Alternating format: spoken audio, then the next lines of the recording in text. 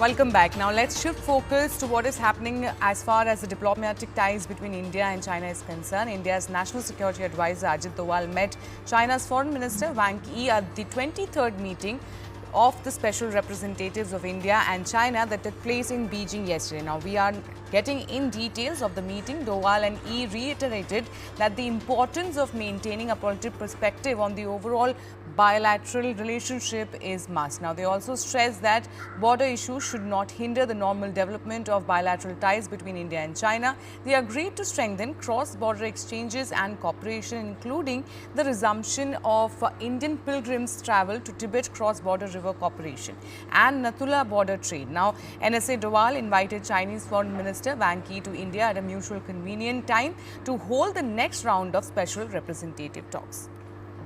I'm now joined by my colleague Akash Sharma on this. Akash, a very crucial meeting just got concluded, and now what we are hearing is that there is a 6-point consensus that has in fact been agreed upon to boost the ties between India and China. Yes, Sherin, it was the 23rd round, in fact, the first time after Galwan clash that the representatives from both the countries met. And the meeting was important. Yes, it happened in Beijing. And these talks resulted in 6 key consensus, as you are, pointing out.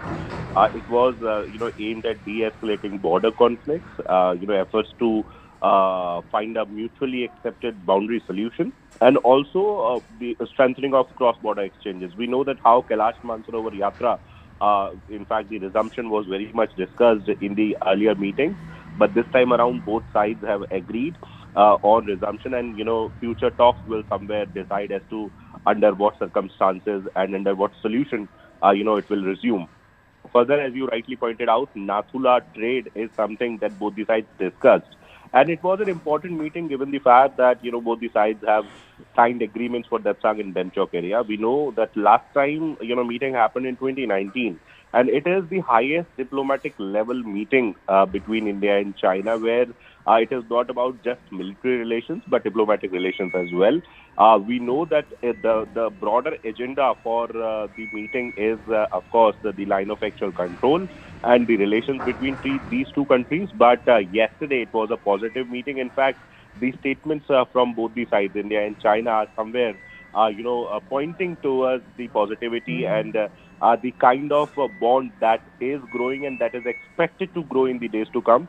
Next time, the meeting will happen in India at a mutually convenient time. But yes, key elements, as far as key elements are concerned, so, these were commitment for a fair boundary solution, a plan to resume cross-border activities like Mansarovar Yatra and, of course, the Nathula trade, agreement to enhance diplomatic and military coordination. We know that how, agreements have reached for Depsang and Demchok, but buffer zone are still left.